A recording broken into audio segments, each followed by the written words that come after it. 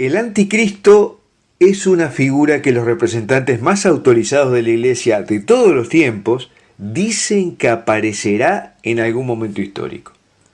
Informan sobre las condiciones que harán posible la aparición de este personaje, de las características que tendrá y cómo se comportará. En este video hablaremos sobre las condiciones necesarias para que aparezca y cómo será el anticristo, de acuerdo a las revelaciones del propio Jesucristo que recibieron dos santas muy importantes.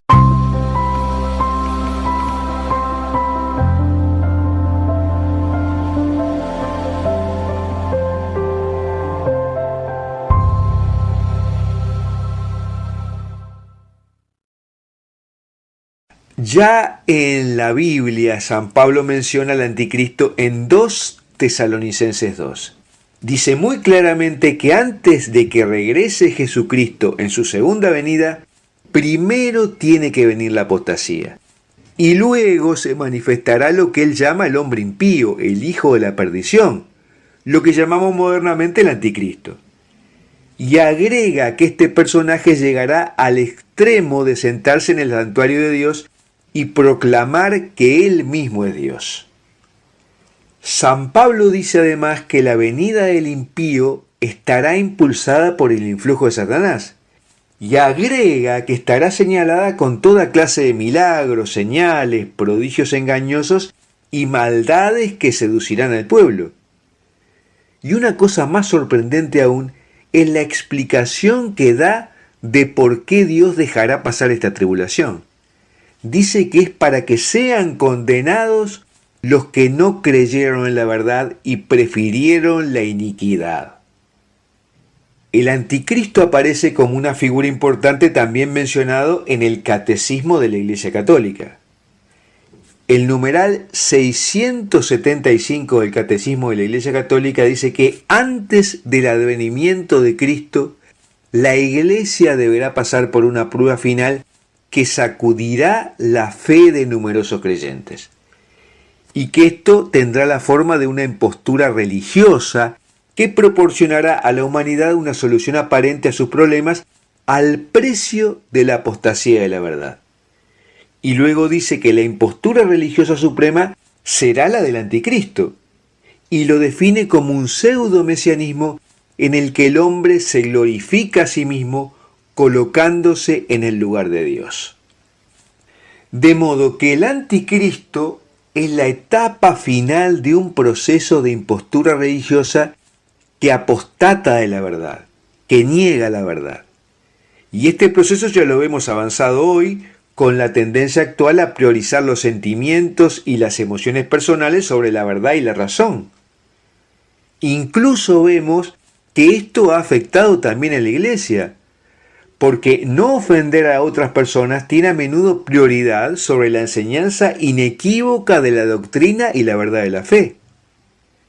El clima predominante sostiene que molestar a las personas, herir sus sentimientos o hacer que se sientan excluidos es casi lo peor que podemos hacer. No importa que el Jesús bíblico haya molestado a muchas personas con sus palabras, e incluso que él mismo excluyera a aquellos que no podían ser sus discípulos porque no llevarían su cruz y no lo amarían a él sobre todos los demás. En la iglesia de hoy caminamos sobre cáscaras de huevo para evitar ofender mencionando la verdad y hablamos sin cesar de ser una comunidad acogedora.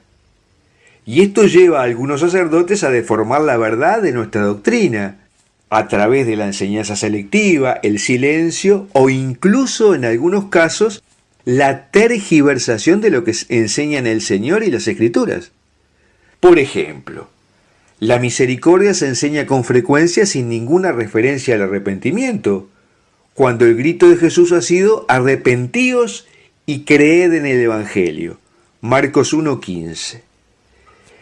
El avance del clima de apostasía en el mundo, o sea, de pérdida de fe, es lo que permitirá que aparezca el anticristo más adelante. La Biblia y numerosos padres de la Iglesia, teólogos y santos se han referido al anticristo, de modo que un católico no puede ignorar esta enseñanza. Y me quiero detener en las revelaciones que Jesucristo ha hecho sobre el anticristo a Santa Brígida de Suecia y a Santa Hildegarda de Bingen. En una visión que tuvo de Jesucristo, éste le informó a Santa Brígida de Suecia cómo sería el anticristo. Y sorprendentemente ya en el siglo XIV lo sitúa como que aparecerá a fines del siglo XX. Ella dice que cuando muchos cristianos sean amantes de las herejías y los hombres malvados persigan al clero y pisoteen la espiritualidad y la justicia, esta debe ser la señal de que el anticristo vendrá sin demora. Al final de esta era nacerá el anticristo. Y habla de sus características. Como Cristo nació del más alto tipo de condición de mujer, una virgen, el anticristo nacerá de la más baja, una prostituta. Él será un niño maravilla al nacer. Su madre será una mujer maldita que fingirá estar bien informada acerca de las cosas espirituales, y su padre un hombre maldito de la semilla de la cual el diablo formará su trabajo. El tiempo de este anticristo vendrá cuando la iniquidad y la impiedad abunden, cuando la injusticia haya llenado la medida hasta el desbordamiento, y la maldad haya crecido hasta proporciones inconmensurables. Antes, sin embargo, de llegar el anticristo, dice Santa Brígida que la puerta de la fe se abrirá a algunas naciones. La gente sin inteligencia glorificará a Dios y los desiertos serán habitados. Pero luego, cuando muchos cristianos sean amantes de las herejías, llegará lo más malvado de los hombres. Él reinará durante 3 años y tendrá dominio sobre toda la tierra. Hará todos los esfuerzos para abolir de la tierra el nombre cristiano, y muchos cristianos serán asesinados. Y da fechas sobre cuándo llegará el clímax que haga posible el nacimiento del anticristo. Dice que en el año 1980 los malvados prevalecerán. Serán profanadas las iglesias al erigir en ellas altares a los ídolos y al anticristo, a quien van a adorar e intentan forzar a otros a hacer lo mismo. Por su parte, Santa Hildegarda de Bingen en el siglo XIII también ha tenido revelaciones y ha dicho que después del nacimiento del anticristo, los herejes predicarán sus falsas doctrinas sin ser molestados, lo que resultará en que los cristianos tengan dudas sobre su santa fe católica. Después de su nacimiento aparecerán falsos maestros y doctrinas, seguidas de guerras, hambrunas y pestilencias. Su madre rara vez dejará que alguien lo vea, y sin embargo, por arte mágico, logrará ganarse el amor de la gente por él. Cuando haya alcanzado la plena virilidad, anunciará públicamente una doctrina hostil sobre la religión. Atraerá a la gente sobre sí mismo, concediendo una exención total de la observancia de todos los mandamientos divinos y eclesiásticos, perdonándole sus pecados y exigiéndole solo su creencia en su divinidad. Él rechazará el bautismo y el evangelio. Abrirá la boca para predicar la contradicción. Él dirá: Jesús de Nazaret no es el Hijo de Dios, solo un engañador que se definió a sí mismo como Dios, y la iglesia instituida por él es solo su perdición.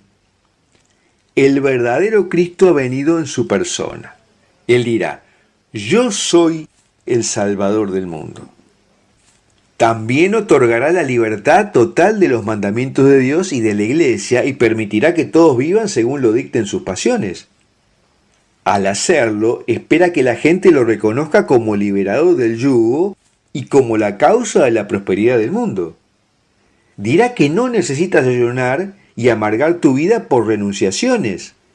Será suficiente con amar a Dios. Predicará el amor libre y desgarrará los lazos familiares. Él despreciará todo lo sagrado y ridiculizará todas las gracias de la iglesia con burla diabólica. Condenará la humildad y fomentará dogmas orgullosos y horripilantes.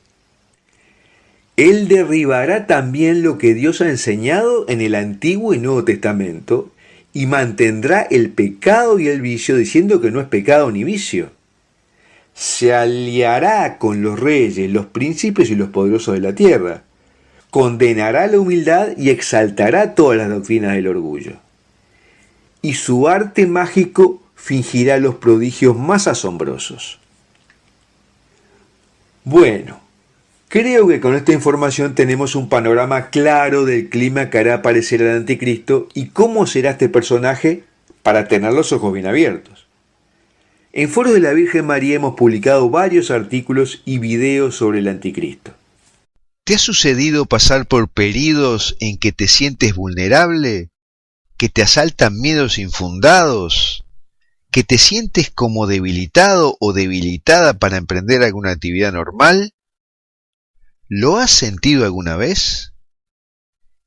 En este video vamos a explicar las causas más importantes por las que esto sucede, cómo detectar los agentes que están actuando y cómo superar estos periodos.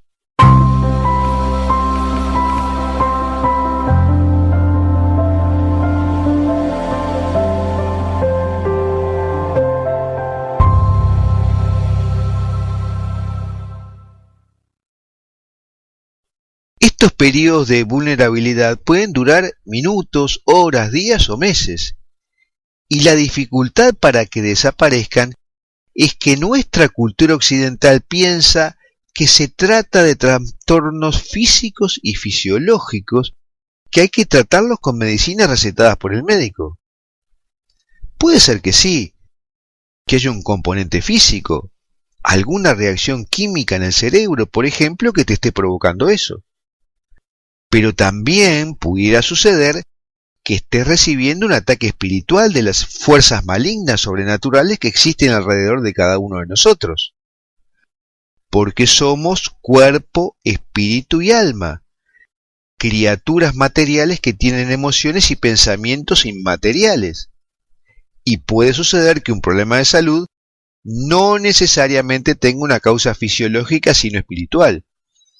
Y en algunos casos su permanencia en el tiempo, a pesar de los remedios naturales, materiales, para combatir la enfermedad fisiológica, quizás esté explicada por la acción de otros agentes sobrenaturales. Estos agentes sobrenaturales pueden insertar en nuestra mente nociones falsas, pensamientos desestabilizadores y aterradores. Y eso te drena la energía y el caudal de pensamientos positivos. Incluso puedes pasar por periodos en que estos ataques sean tan frecuentes que hasta dudes de tu cordura. El objetivo siempre es que te desesperes, detenerte en tu camino, desviarte, preocuparte por cosas que no son inminentes y a veces ni siquiera importantes. Especialmente busca que pongas foco de atención en cosas que pudieran pasar en el futuro que sean malas para ti, y las revistas con la idea que tienen una alta probabilidad de que sucedan, cuando en realidad no sabes si van a suceder o no. ¿Cuánta gente se obsesiona cuando le asalta la idea de que puede tener una determinada enfermedad que casualmente vio en la televisión? ¿Te ha pasado alguna vez? Y si sigues enganchado con ese pensamiento que te está drenando física y emocionalmente, pudiera suceder que estés llamando a una enfermedad propiamente. Por ejemplo, estos pensamientos negativos pueden producirte insomnio, y el insomnio producirte fatiga, y la fatiga producirte inapetencia a los alimentos, y así te vas debilitando globalmente.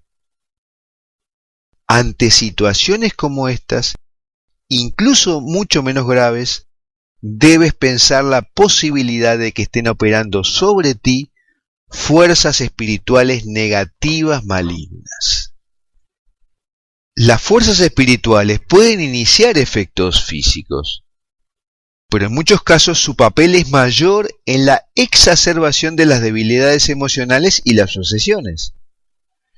Nuestro Señor le dijo a Santa Faustina Kowalska que existen los ataques espirituales y cómo debe actuar ante ellos. Y le dijo: hija mía, quiero instruirte sobre la lucha espiritual.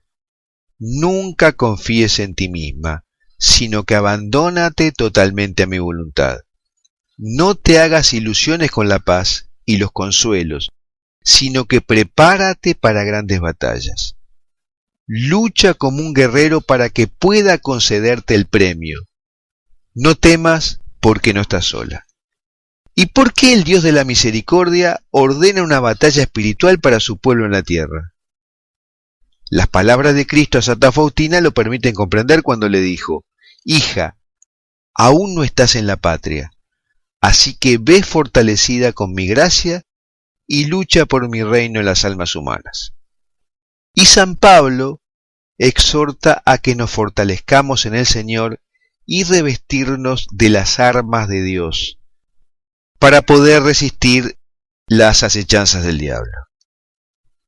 Es que el diablo existe. Esto lo ha creído la Iglesia por 2000 años.